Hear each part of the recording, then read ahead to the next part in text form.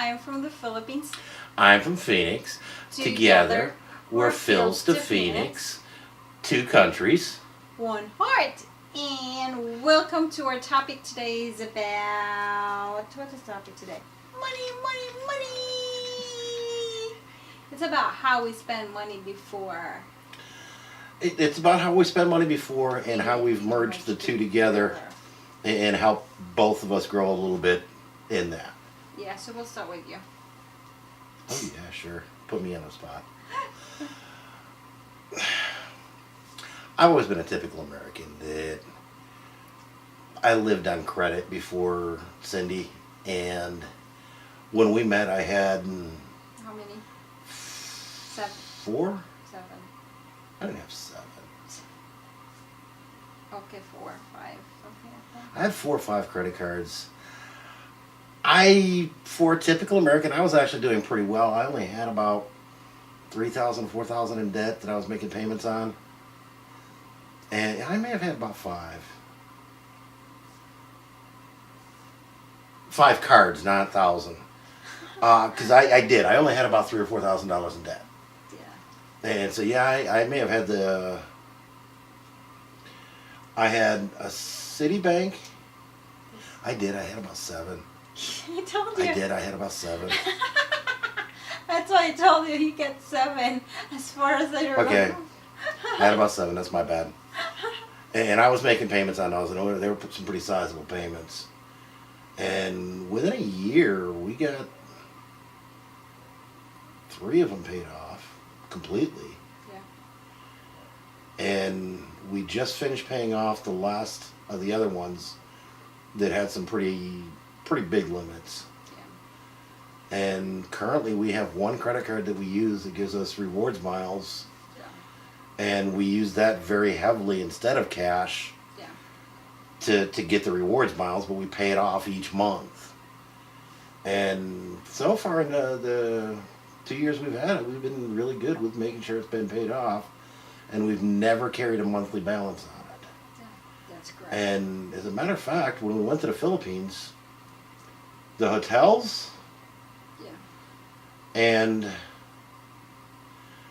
part of the flights from Cebu to Manila were paid for entirely with miles. Yeah, it was awesome. It was really that was the advantage of using the credit card, because the reward miles. But like I said, I was a typical American. I was an impulse buyer. If I saw it, I liked it, and I bought it. And I just made payments on it. It's just what it was. And that was kind of the way I lived. Do you have regrets on that? Like, just curious.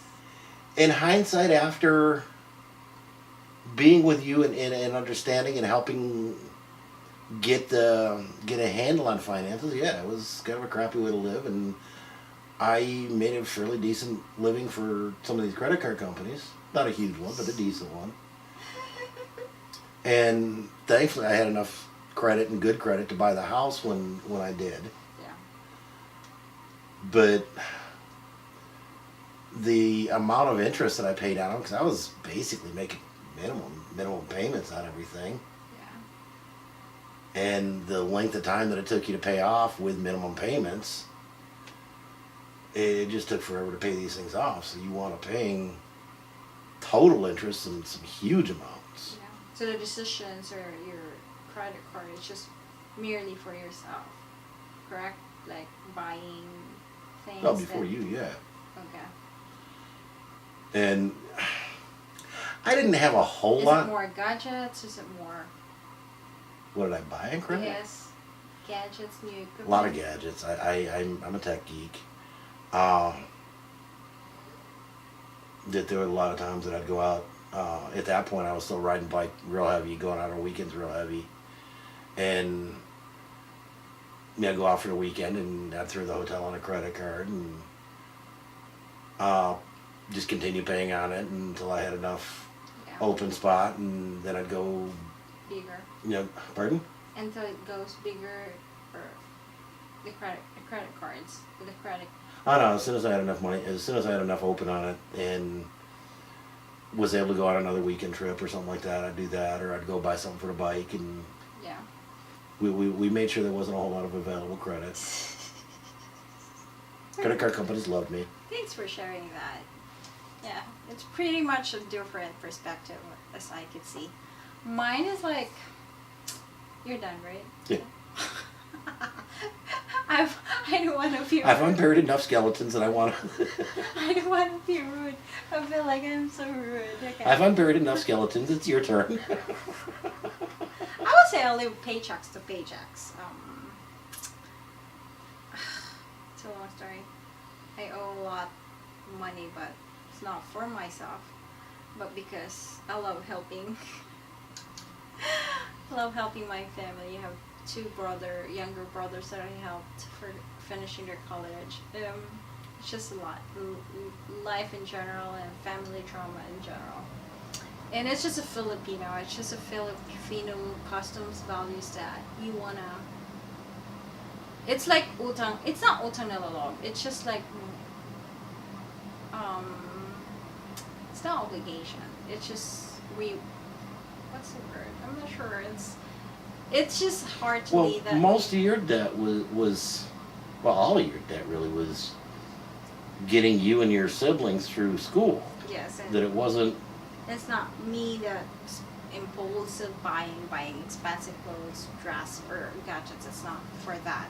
It's like helping get through my younger brothers and my family, meet the needs, and even when I'm working, I feel like 80% went to my family and paying the debt, and 20% left to me sometimes. I don't know, I just don't have food to eat. I just drink a lot of water, and now I feel a lot of difference. So, but anyways, that's me before. Yes, I'm really, really frugal. And when we get married and When you got here and we got married, you got here in May, and it was basically September before you got your work permit. Yeah. And so for that time, it was just my income alone. Yeah.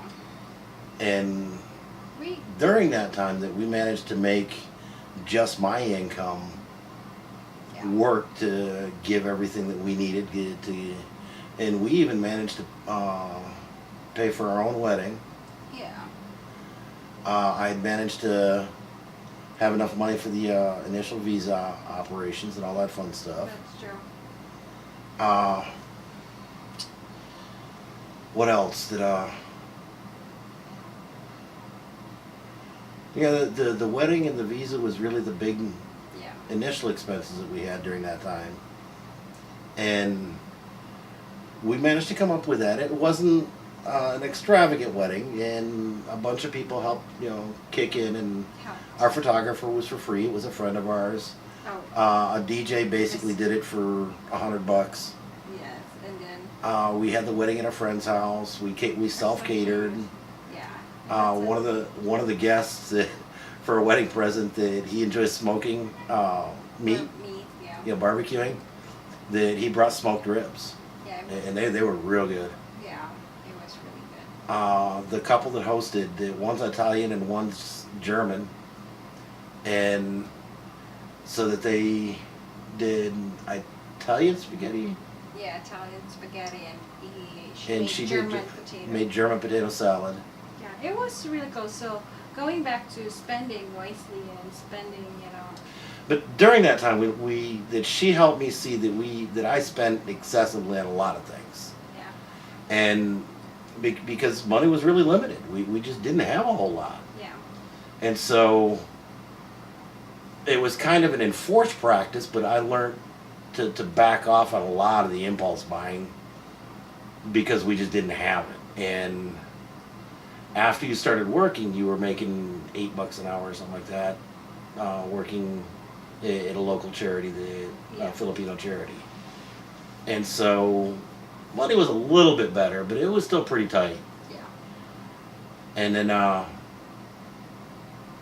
it was the following May that you got the job you got now. And at this point, she's making as much as I did before I retired.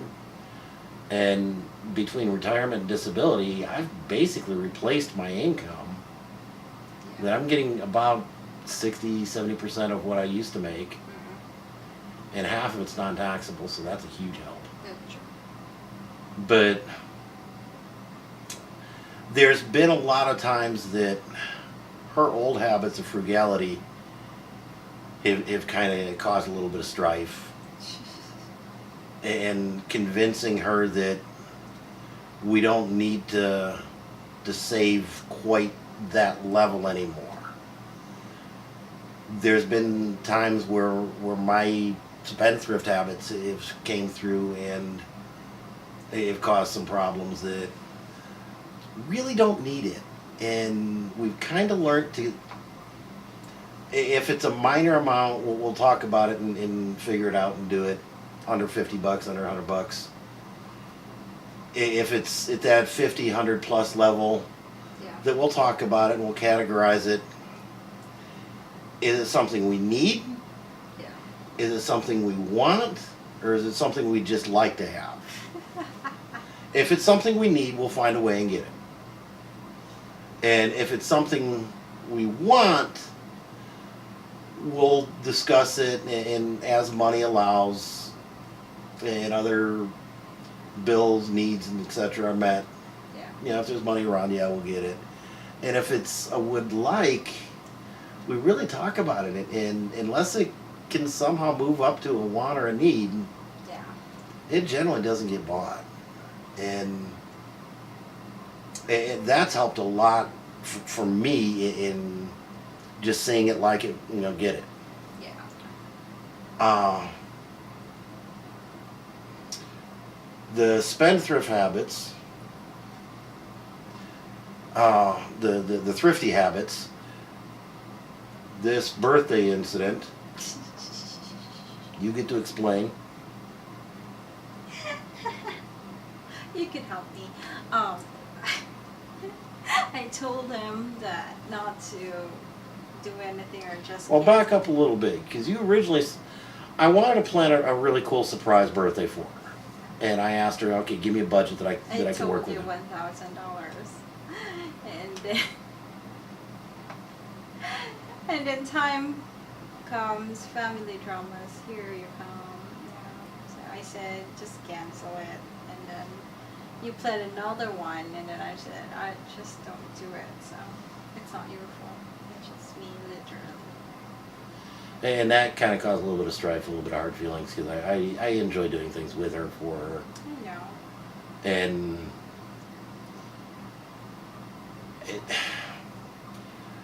especially, originally we were going to go, there's a Verde Canyon Railway here in Phoenix, or here in Arizona, that we were going to go do. To go do the weekend up there probably would have been $300-500, something like that, $300 to $500. By the time you got the railway tickets, the hotel, and all that fun stuff. Yeah. And there was some other stuff up in that area that we could have went and explored for the weekend. Yeah, but we also spent. Then it would have made a really cool Labor Day weekend. That's true. I agree. And that one, okay, with knowing we were going to need some money for the Philippines, okay, I'll back off on that one. And then for my citizenship too. Fine. Right, but we'd already set aside money for that. Yeah. Anyways. And It's just me, not you. So.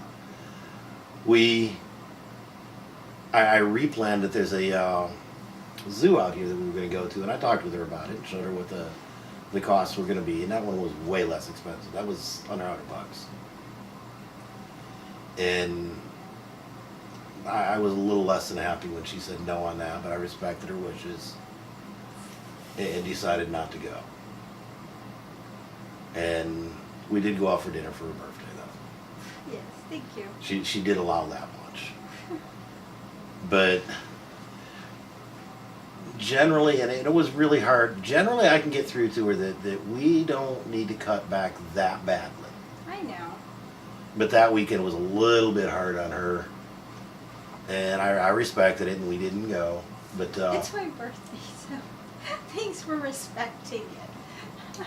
I guess that's the most, just, if you're not in the mood to do it, then sorry, But It. Yeah. Yes, I have that frugality and thriftiness, but some days I'm really also not careless maybe. Some days it becomes self-depriving. Buying shoes, clothes, and at least it's less than $10, or maybe less than $20 for one clothes, because I could buy 10. She's the only woman I know that can go clothes shopping and come back with a $20 bill for the entire amount she bought. I know. Me and Karen are really, really good in that. But she'll, and she knows she's got the money. I know, and I've told her to go buy things that you like and are pretty, and she'll still go to the bargain bins and the sale racks and buy stuff. But that's just who she is, and I love her for it. But it can be a little bit of a challenge some days. Someone is calling you. Yeah, we've actually got a phone for a timer on the bottom, so. So see ya for part 2. We'll see then. We'll see how it goes. Mom, Boo-hi.